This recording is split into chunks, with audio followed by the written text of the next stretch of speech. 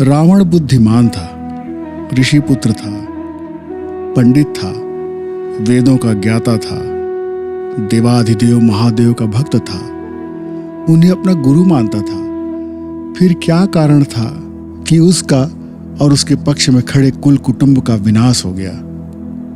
इसका सर्वमान्य जवाब यही है कि वो अभिमानी था।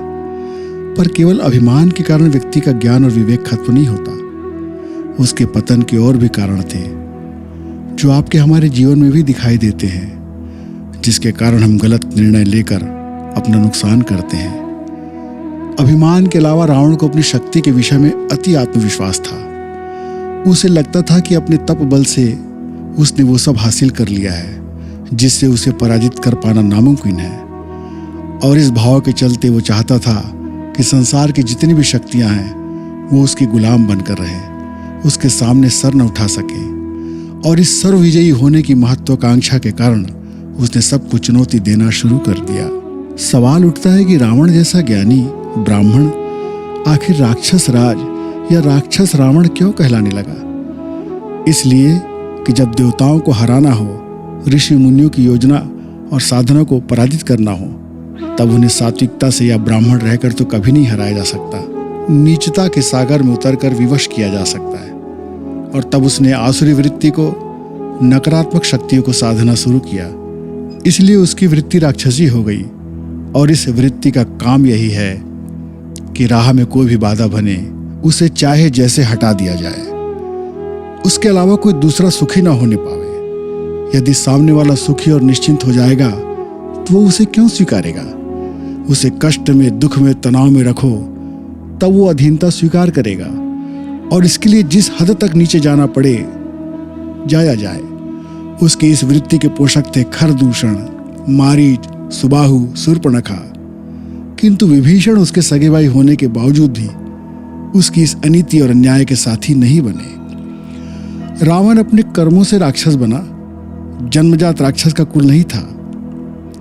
अभिमान के साथ अंतहीन महत्वाकांक्षा ने उसे कहीं का नहीं रखा। जब ये दोनों सर पर सवार हो जाएं, तो फिर साथ में कितने भी अच्छे साथी, गुरु और सलाहकार हों, कोई फर्क नहीं पड़ता। उसके सलाहकार थे, मंत्री थे, सगे भाई विभीषण भी थे, विदुषी पत्नी मंदोदरी भी थी, पर उसने इनकी सलाह कभी नहीं मानी। यहाँ तक कि भगवान राम से लड़ते लड़ते पानी जब सर से ऊपर बहने लगा तब भी उसने किसी की नहीं सुनी। उसे लगता था कि अंतिम बाजी मेरी ही होगी। युद्ध में भाई कुंभकर्ण मर गया, पुत्र मेघनाथ मर गया, पर उसे लगा कि जो वो कर रहा है वही सही है। देखा जाए तो सदाचरण, संयम, त्याग, अनुशासन और निरभिमानिता के साथ जीना एक साधना है। और ये लंबे समय तक, जब तक आदत न बन जाए, इसका अभ्यास करना बेहद जरूरी है।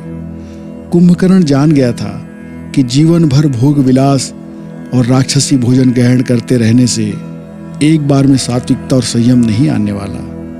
वो जानता था कि रावण गलत है, पर उसकी मजबूरी बन गई कि उसकी ओर से लड़ना है।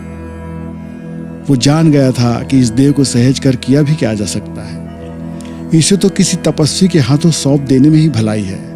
उसे लगा कि जिंदगी भर इस देह को सहेजता रहा, दूसरों को मार कर खाता रहा, तो अब इसे दंड मिलना ही चाहिए। तो क्यों ना उस पवित्र हाथों में इसे सौंप दिया जाए जो इसे नष्ट कर इसे पवित्र करे। विभीषण जान गए थे कि जीवन में कौन सा मार्ग उनका कल्याण कर सकता है। वे उस रास्ते पर शुरू से चल पड़े। उन्हें पाने के लिए अभ्यास करते रहे। उन्होंने संसार को जीतने के बजाय खुद को खुद से जीतने में लगाया। वे लंबी साधना से अपने आप को पवित्र कर दिए। इसलिए उन्हें रावण के राज्य का सुख और वैभव त्यागने में जरा भी संकोच नहीं लगा। रावण के अपमानित करने पर वे सब कुछ त्याग कर हर्षित होकर वहां से चले गए। गोस्वामी जी कहते हैं कि उनके लंका त्यागते ही रावण सहित सब लोग आयुहीन हो गए।